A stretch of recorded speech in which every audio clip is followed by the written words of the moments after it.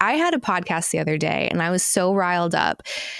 We were talking about foreplay and this guy was like, I hate it. It's too long. Basically, just get to the, like, just do the thing. And I was like, women need so much more time than you. Like, you're being so selfish. Mm-hmm. And he was so enraged and like flustered that he has to do something to help start this. And I'm like, and if we're being honest, foreplay starts before the bedroom. Yeah. So if you're even just annoyed with that, however long it's taking you to get her where she needs to be, like, you should want to do that. So how much time does the typical woman need to be properly aroused before penetration? At least 15 minutes. And that's like concentrated foreplay. That's not like, you know, coming over and slap her butt while she like does dishes. Like that, you know, that's cute, but doesn't count. Like this is where you start kind of kissing and merging and touching and grabbing and, you know, brushing the hair and all the good things, all the sensations, like at least 15 minutes. And some people think that's extremely long. I talked to someone who measures their sexual encounter based on number of songs. And they were like, that's 5 songs. I usually do foreplay for 1 song. And then I go, baby, can I put it in? I'm like, no. Like there will be times where some people enjoy quickies. Like I enjoy a quickie sometimes if I go on. Like one thing that turns me on a lot is being in nature. Because I think it's something about like being outside and it's taboo. And also like nature is just, it feels like so primitive. I want like a hidden quickie somewhere. and that's fine. Like we're not going to be, you know, kissing and, you know, massaging in the middle of the forest for 15 minutes. And is my vagina wet yet? Like, not necessarily, because I'm not there yet physically. However, mentally, I want to do it because I'm horny. And there is a concept called arousal non-concordance. And where sometimes you are mentally horny, but you're physically not wet yet. And the same with men. Sometimes you're mentally horny, but you're not hard yet.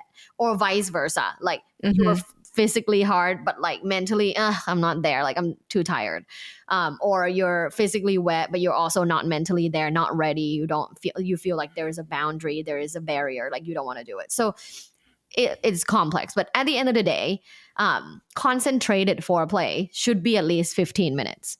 And that can be everything from kissing, massaging, licking, even oral.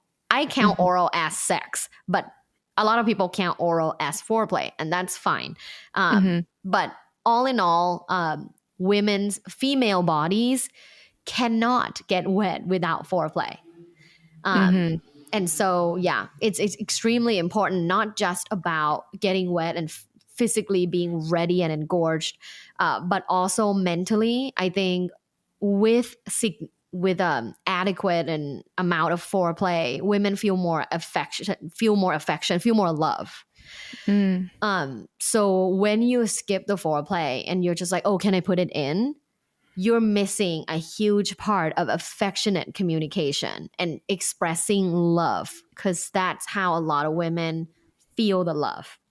So yeah, never skip foreplay. No, never skip it. With the non-concordance, there was this study where they were tracking arousal rate with men and women, and they were comparing the two, and then they were showing different images.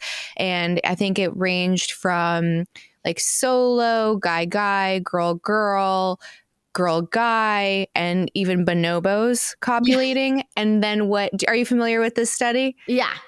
So like with the women, they had a lot more detectable arousal according to the study. And then I learned about non-concordance, and the way that I learned about it, what I learned was that a woman getting wet it's not necessarily arousal. It can be non-concordant. So it's just the recognition of, is this sex? Is this not sex? Is this sex related? Is this not sex related? So do you think, because what the summary of the original research was that women tend to be a little bit more fluid, like they're open to more sexual possibilities, which I've found true in my experience. But then I've heard other people kind of counter this research and say it didn't accurately depict arousal. All it's saying is sex or not sex. What is your opinion on that research? My opinion is I think that women are more fluid. Me too. Than men. And this is by just the number of, for example, like the number of bisexual women out there and women who are gender fluid and versus bisexual men and men who are heteroflexible. There's a lot more women that are heteroflexible than men. When I go to, play parties or sex positive communities, I see a lot more women that are flexible, that are heteroflexible than men. Mm-hmm. When it comes to arousal and whether or not that study is accurately depicting it, I think that the more fruitful conversation is what types of behaviors, what types of things need to happen outside of sexuality for people to foster more arousal and desire in their life, right? Mm-hmm. Like I love how scientists love to like get the very, the numbers, like the effect size of a study and but to me, like when you really start talking to people and experiencing people in real life, you realize like, wow, most of people's issues is outside and they cannot not bring it to the bedroom. Like if a wife like that I talk to, that I help, is annoyed with the husband outside of sexuality, like she cannot have sex with him. Mm-hmm. If she's annoyed that he doesn't help her carry groceries, or if she's annoyed that he missed another deadline to pay bills or whatever, she cannot feel horny. Mm-hmm. There will be no arousal. Whether or not it's physical arousal, mental arousal, whatever it is, there won't be arousal. So it's really a much more holistic conversation rather than like when people ask like, how do we have a better sex life? It's like, you need a better life in general. Yeah. You need a better romantic life in general. Mm-hmm. And a lot of people don't have great romantic life after 5 years of marriage or being together. Is that usually when you see it start to dip? Yeah. So with that, I guess I'll lead with, this is an evolutionary biology thing, which I have a love-hate relationship with. Because sometimes I'm like, this is so fascinating, but my hate part comes in with, well, now you know that, but you have this big, beautiful frontal lobe and you can make different decisions. And That's the part no one wants to talk about.